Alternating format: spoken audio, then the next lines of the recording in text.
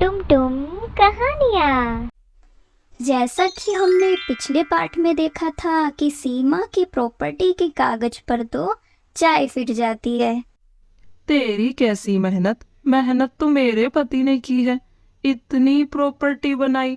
शायद भगवान भी यही चाहते हैं कि इस घर के जायदाद का बंटवारा ना हो।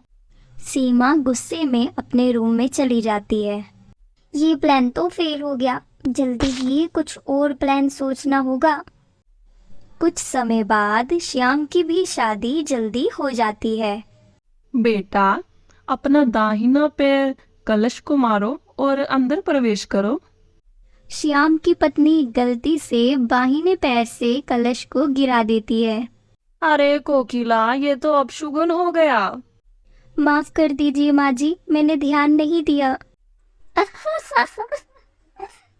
कोई नहीं बेटा, हो जाता है। आओ अंदर आओ। और तू क्यों खड़ी खड़ी हंस रही है? तूने तो सीधा पैर ही मारा था, तो कौन सा तूने शुभ काम कर दिया इस घर में? सीमा चुप हो जाती है। अगला दिन क्या हुआ सीमा? आज तुम जल्दी उठी नहीं और ना ही तुमने अभी तक कोई काम किया। इतने सालों से तो मैं ही सारा काम कर रही थी। वो नई नवेली दुल्हन भी तो आई है, थोड़ा उसे भी मौका मिलना चाहिए।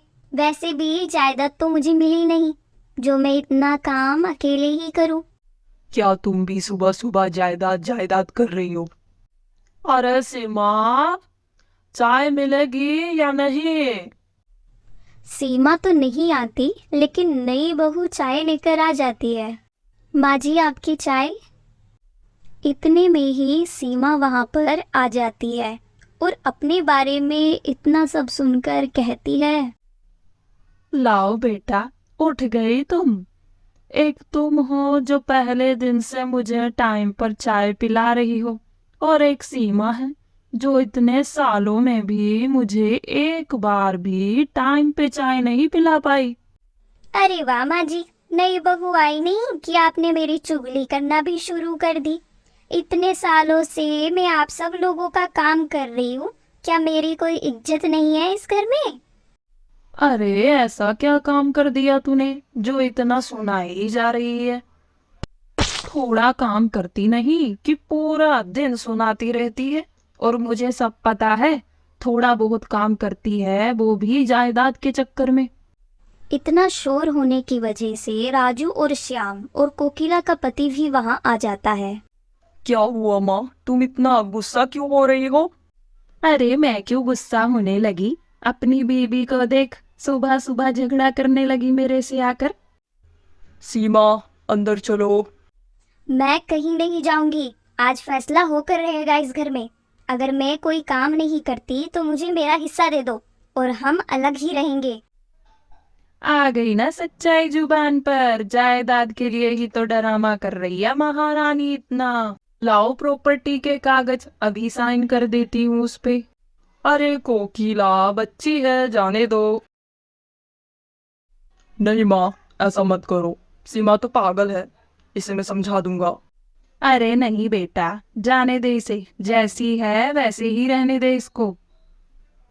वैसे भी यहाँ रहेगी तो हम सबको ही परेशान करेगी ये औरत। इतने में सीमा प्रॉपर्टी के कागज ले आती है और कोकिला उन पर साइन कर देती है। अगले दिन से दोनों बहुओं को अपना घर संभालना होता है।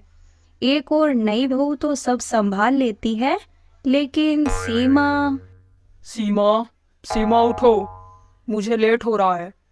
आज माँ ने तुम्हें आवाज नहीं लगाई तो तुम उठी भी नहीं। हाँ हाँ, उठ गई। आप तैयार तो हो जाइए, खाना बनाकर लाती हूँ। अरे मेरा टाइम हो गया है, मैं जा रहा हूँ बाहर। बाहर से ही कुछ खा लूंगा, तुम अपना घर से कुछ बनाकर खा लेना।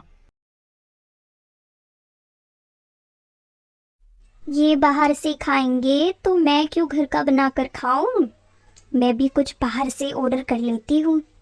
एक और नई बहू तो पूरा घर संभाल लेती है, तो दूसरी ओर सीमा बाहर से खाना मंगवा कर खाती और सुबह आराम से उठती, तो राजू को भी मजबूरी में बाहर से ही खाना खाना पड़ता।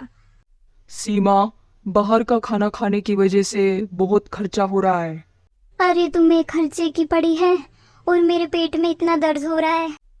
राजू सीमा को हॉस्पिटल ले जाता है और वहाँ पर कोकिला और उनकी छोटी बहू भी आती है सीमा को मिलने।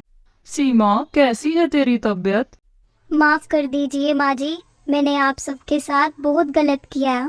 सीमा को अपनी गलती समझ में आ जाती है और वो अगले दिन से टाइम पर अपनी सासू माँ को चाय पिला देती है